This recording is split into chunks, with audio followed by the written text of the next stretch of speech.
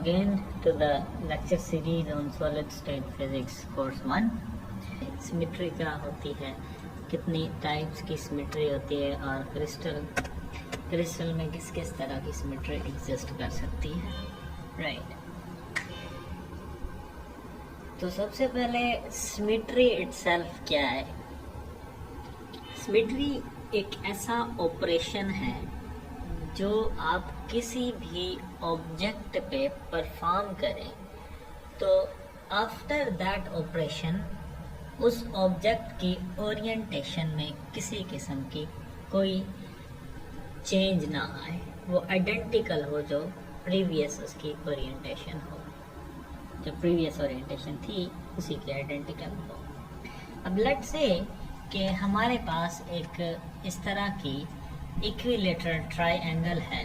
इस equilateral triangle की जो तीनों साइड्स हैं वो एक दूसरे के इक्वल हैं और जो इसके एंगल्स हैं ऑफ कोर्स वो भी इक्वल हैं। अब हम ये करते हैं कि इस एक्सिस के थ्रू इस ट्राइएंगल को हम रोटेट करते हैं इस तरफ, राइट। हम रोटेट करते हैं इसको इस तरफ, जो कि एंटी क्लॉकवाइज रोटेशन है। सो एंटी क्लॉकवाइज रोटेशन हम लेट्स से 120 डिग्री की करते हैं। Okay, we will see later के ये 120 की क्यों है या कितनी हम एक रोटेशन दे सकते हैं तो वो क्रिस्टल ओरिएंटेशन आएगी। बहरहाल यहाँ हम सिर्फ इतना देखते हैं कि हमने 120 पे उसको रोटेट किया है। ये एक रोटेशन 120 डिग्री की रोटेशन के बाद जो पॉइंट्स हैं वो कुछ इस तरह से चेंज हुए हैं कि जो सी है वो इसकी जगह पे चला गया और बी पॉइंट यहाँ पे आ जाएगा और ए पॉइंट इसी तरह से यहाँ पे चला जाएगा, जैसा कि इसमें दिखाया गया है। मगर इसकी जो ओरिएंटेशन है ये देख लीजिए, जिस तरह की ये ओरिएंटेशन है सेम उस तरह की अब भी ओरिएंटेशन उसी तरह की है। उस ओरिएंटेशन में किसी किस्म की कोई तब्दीली नहीं आई। सो ये एक ऑपरेशन आपका सिमेट्रिक ऑपरेशन है। ये symmetry of course rotational symmetry है, लेकिन बहरहाल हम अभी टाइप्स की बात अभी तक नहीं की, तो हम यही कहते हैं कि ये एक सिमेट्री है। इसी तरह अगर आप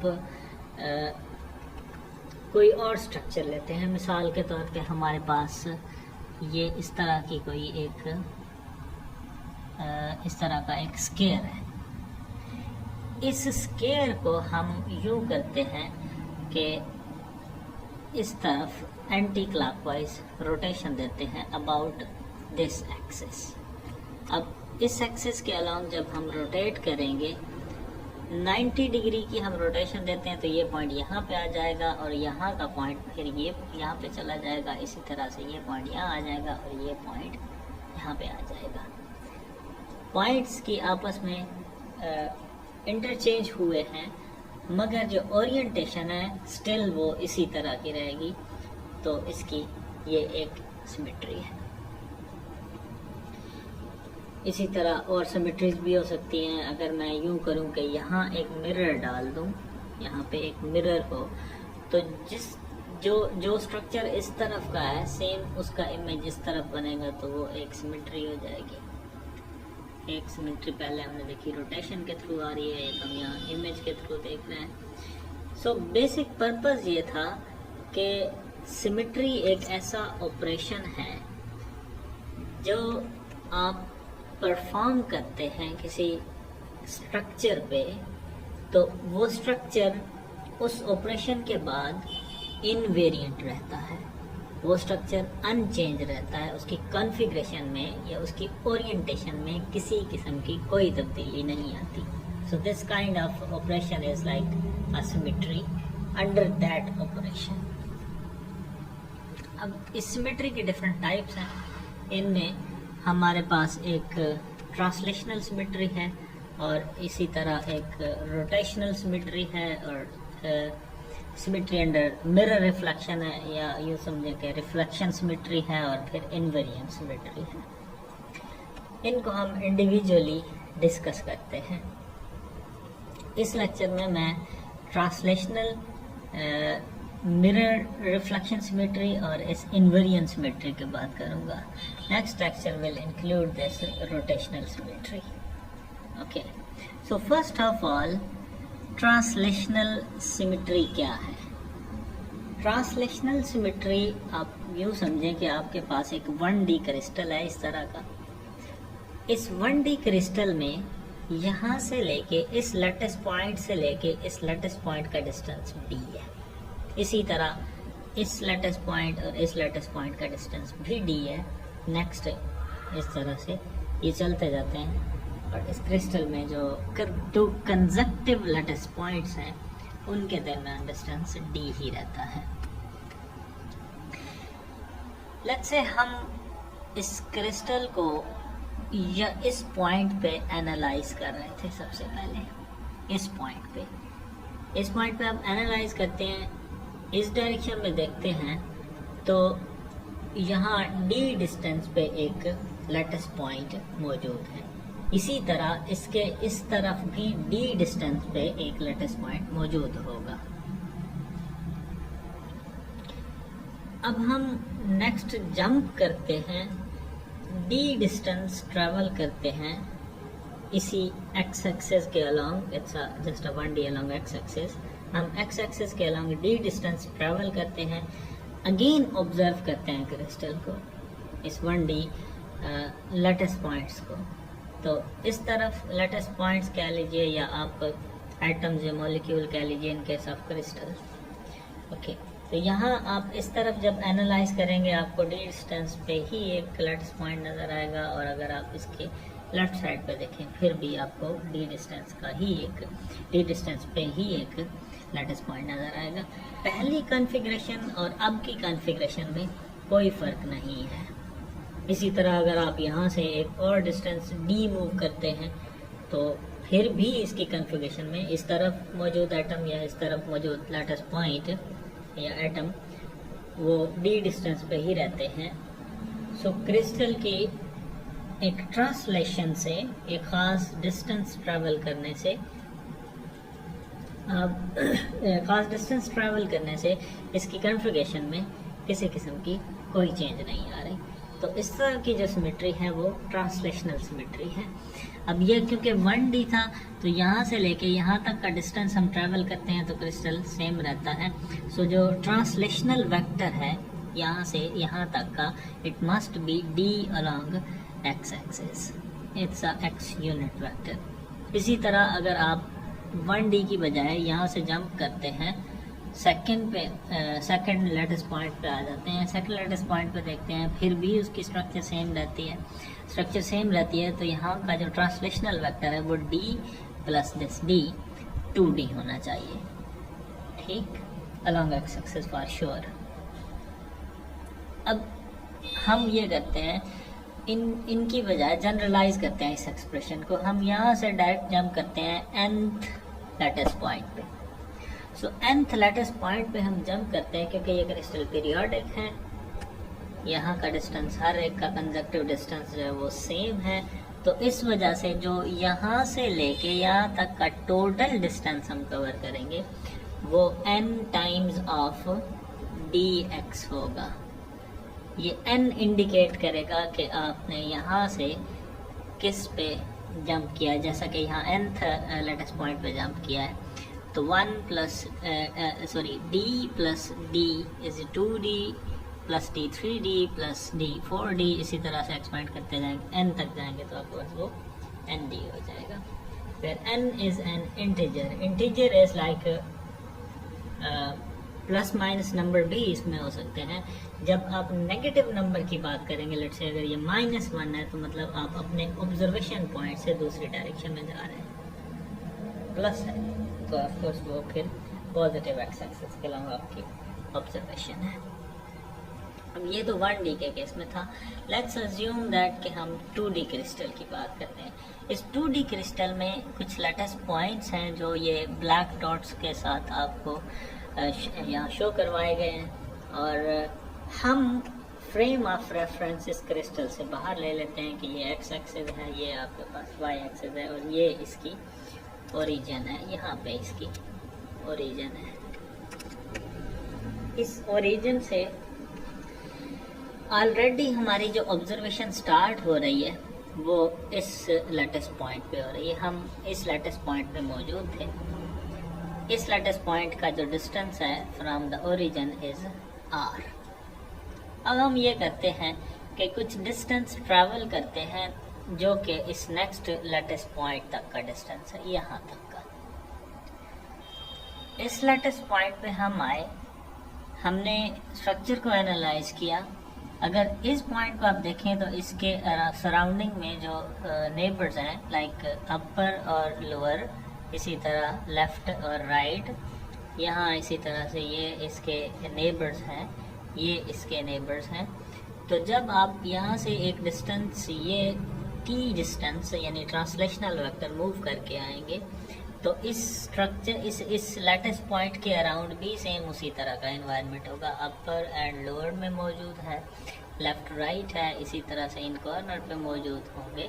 ये कॉन्फ़िगरेशन स्टिल सेम रहेगी। पहला आपका जो एनवायरनमेंट था या पहला जो यहाँ की ऑब्जर्वेशन थी उसके अकॉर्डिंगली और इसके अकॉर्डिंगली दोनों कॉन्फ़िगरेशन में कोई किसी किस्म का फ़र्क नहीं आया। आपने एक डिस्टेंस ट्रैवल किया है t डिस्टेंस, जो कि आपके पास ट्रांसलेशनल वेक्टर है।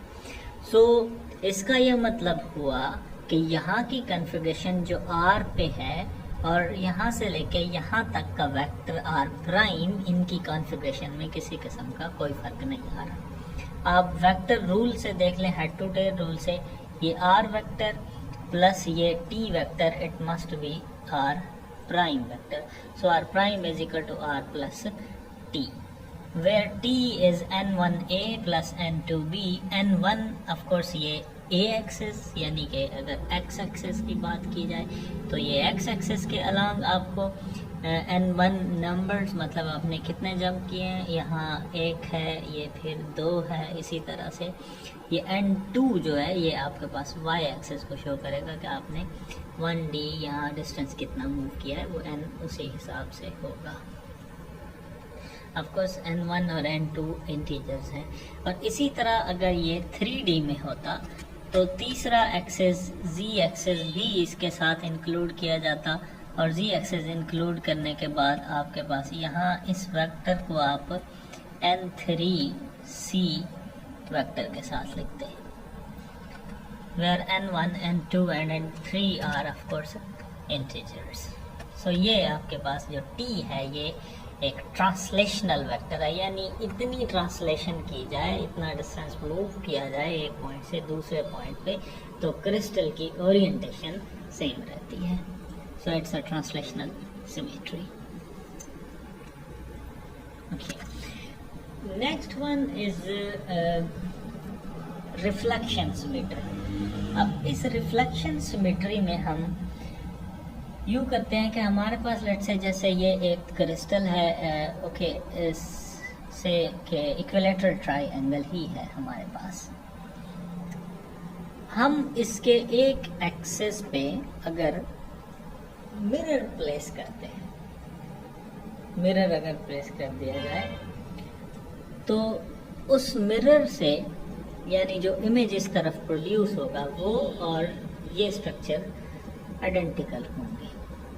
ठीक है, अब हम ऐसे भी कह सकते हैं कि ये वाला पार्ट इसका हम कट करके ना यहाँ से हटा देते हैं। हटाने के बाद हम यहाँ पे एक मिरर प्लेस करते हैं और इस स्ट्रक्चर को इस साइड से ऑब्जर्व करते हैं। जब आप ऑब्जर्व करेंगे तो आपको ये इक्विलेटरल ट्राइएंगल ही नज़र आएगी। हालांकि हमने इस पोर्शन को just for the sake of convenience, for the sake of understanding इसको रिमूव कर दिया था, मगर फिर भी आपके पास जो स्ट्रक्चर है वो स्टिल सेम नज़र आ रही है, right. So this is reflection symmetry. ठीक है, अच्छा, इस रिफ्लेक्शन सिमेट्री में यहाँ मैं ट्राइंगल कंसिडर की थी, हम यहाँ पे कंसिडर करते हैं कि हमारे पास एक रेक्टेंगल है। रेक्टेंगल की आपको पता है कि ये साइड्स इक्वल होती हैं, अपोजिट जो साइड्स हैं वो, और एंगल आपके पास 90 डिग्री है। हम ये करते हैं कि इस एक्सेस के अराउंड यहाँ इस वाले पोर्शन को, ये यहाँ का जो पोर्शन है इसको यहाँ से रिमूव कर देते हैं। इसको यहाँ रिमूव करते हैं। रिमूव करने के बाद यहाँ पे एक मिरर लगा देते हैं। ओके, यहाँ हमने जब एक मिरर लगाया तो ये मिरर जो इमेज प्रोड्यूस करेगा, उस इमेज को मिलाते हुए अगर आप ऑब्जर्व करते हैं तो जो स्ट्रक्चर है वो अगेन वही पहले वाला दोबारा से स्ट्रक्चर कंप्लीट हो जाता है। So it's an invariant symmetry. इसी तरह अगर आप इस एक्सेस के अलोंग, इस प्लेन के अलोंग मिरर प्लेस करवाते हैं तो भी इसकी जो स्ट्रक्चर है वो इनवेरिएंट सिमेट्री शो करती है। अब डिफरेंट तरह की प्लेन्स ऑफ सिमेट्री हो सकती हैं इसमें, जैसे इस प्लेन में और इस प्लेन में फ़र्क है। ये स्केयर है बाय द वे, चारों साइड इसकी इक्वल हैं। इसी स्केयर में एक और सिमेट्री भी देखी जा सकती थी, लाइक यही मिरर सिमेट्री यहाँ पे भी देखी जा सकती कि इस प्लेन पे अगर आप मिरर को प्लेस करते हैं तो फिर भी ये स्ट्रक्चर सेम बनाएगा। ओके, 3D में क्यूबिक स्ट्रक्चर है, अगर उस क्यूबिक स्ट्रक्चर में हम यहाँ पे मिरर प्लेस करवाएं तो ये वाली साइड इस तरफ बिल्कुल सेम इसी तरह का इमेज प्रोड्यूस करवाएगी, और रादर देन इस तरह प्लेस करने के आप इस मिरर को इस तरह प्लेस करें जैसे इस स्ट्रक्चर में, स्ट्रक्चर बी में प्लेस किया गया है। तो ये इसकी इनवेरिएंट सिमेट्री इस तरह से शो करवाएगा। और इन दोनों कन्फिग्रेशन की बजाय अगर हम इस तरह की एक कन्फिग्रेशन ले लेते हैं तो वो फिर ऑफ कोर्स सिमेट्री तो शो करवाएगी, मगर ये जो तीनों हैं इनमें सिर्फ फ़र्क प्लेन्स ऑफ सिमेट्री का है कि इसमें डिफरेंट प्लेन है, इसमें डिफरेंट प्लेन है, और इसमें सिमेट्री की डिफरेंट प्लेन है। Yes, last one is invariant symmetry. अब इनवेरिएंट सिमेट्री के केस में एक पॉइंट ऐसा है यहाँ इस स्ट्रक्चर में, कोई भी इस तरह का स्ट्रक्चर, लेट से हम इसकी बात नहीं करते, लेट से कि हमारे पास एक एटम मौजूद है या लेटेस्ट पॉइंट मौजूद है जिसको हम कहते हैं कि ये जे है ये, और यहाँ पे हमारे पास एक पॉइंट है, इस पे इस प्लेन पे एक पॉइंट है जिससे अगर इसको ऑब्जर्व किया जाए तो यहाँ पे अगेन सिमिलरली इसी तरह का एक ऑब्जेक्ट और प्रोड्यूस होता है। और ये पॉइंट ऐसा है जहाँ आपके पास सारे के सारे करीब के मौजूद जो लेटेस्ट पॉइंट है उनकी सिमेट्री इसी तरह से उल्टी शो होती है। जैसे अगर इसकी बजाय मैं यहाँ पे कोई लेटेस्ट पॉइंट कंसिडर करता हूँ तो इस लेटेस्ट पॉइंट की जो सिमेट्री है वो इस तरफ एक इनवेरिएंट सिमेट्री यहाँ पे मौजूद होगी, से अच्छा जे प्राइम, लेट से जे प्राइम है तो यहाँ पे भी अगेन इसी तरह से एक जे प्राइम शो करवाएगा ये, मगर वो उसका इन्वर्स है यहाँ जैसे मैंने शो करवाया है आपको। ओके, सो हम इस स्ट्रक्चर पे आते हैं कि लेट से हमारे पास ये जो स्ट्रक्चर है वो एक सर्कुलर फॉर्म है, और इस सर्कुलर फॉर्म में हम देखना असल में ये चाह रहे हैं कि इनवेरिएंट सिमेट्री कहाँ एग्जिस्ट कर रही है। इसमें ये पॉइंट O है और O पॉइंट से यहाँ तक का डिस्टेंस, सर्कमफेरेंस का डिस्टेंस R है, O से A तक, OA is your distance R। अब इसी पॉइंट को अगर इस तरफ एक्सटेंड किया जाए तो उतने ही डिस्टेंस पे लेकिन डिफरेंट क्वाड्रेंट में ये आपके पास उसी तरह का एक स्ट्रक्चर बना है, उसी तरह की एक लाइन है, मगर ये लाइन और ये लाइन एक दूसरे के इन्वर्स हैं। ये फर्स्ट क्वाड्रेंट में है, ये आपके पास थर्ड क्वाड्रेंट में, दोनों नेगेटिव हैं, ठीक है। मगर यहाँ से लेके यहाँ तक का डिस्टेंस जो है वो मैग्नीट्यूड में एक दूसरे के बराबर है। तो इस तरह की जो सिमेट्री है वो इनवेरिएंट सिमेट्री होगी। अगर आप यहाँ इसकी बजाय ये वाला क्वाड्रेंट कंसिडर कर लेते हैं कि आपके पास कोई पॉइंट से सी है यहाँ, और ये डिस्टेंस आपने देखा, इसकी आप इनवेरिएंट सिमेट्री देखेंगे तो बिल्कुल एग्जैक्टली ये यहाँ पे सी प्राइम पे एग्जिस्ट करती होगी, ये डिस्टेंस और ये डिस्टेंस सेम होंगे। सो ये एक ऐसा पॉइंट है, पॉइंट ओ एक ऐसा पॉइंट है जो इसकी इनवेरिएंट सिमेट्री को शो करवा रहा है, राइट। इसी तरह से अगर आप इस क्यूबिक स्ट्रक्चर 3D में ऑब्जर्व करते हैं, फेस के लेट से फेस सेंट्रल फेस को यहाँ से ऑब्जर्व किया जाए तो ये एक ऐसा पॉइंट है यहाँ पे मौजूद, एक ऐसा पॉइंट है जो शो करवाएगा कि ये इनवेरिएंट सिमेट्री यहाँ पे एग्जिस्ट करती है, ओके। तो ये इनवेरिएंट सिमेट्री थी। सो अभी तक हमने जो पढ़ी है वो 3 तरह की सिमेट्री पढ़ी है। एक थी यहाँ फर्स्ट ट्रांसलेशनल सिमेट्री थी, जिसमें हमने ट्रांसलेशनल वेक्टर निकाला, उस ट्रांसलेशन पे वो स्ट्रक्चर सेम रहता है। फिर हमने देखा कि रिफ्लेक्शन सिमेट्री है, रिफ्लेक्शन सिमेट्री में आप एक साइड को दूसरी तरफ अगर दरम्यान मिरर लेके प्लेस करते हैं, मिरर के प्लेस करने के बाद जो स्ट्रक्चर है वो बिल्कुल उसी तरह का आपको आइडेंटिकल नज़र आता है। तीसरी जो है वो सिमेट्री थी इनवेरिएंट सिमेट्री, जो एक सिंगल पॉइंट के अराउंड एग्जिस्ट करती है। चौथी सिमेट्री सर्कुलर सिमेट्री है, जो कि हम फिर नेक्स्ट लेक्चर में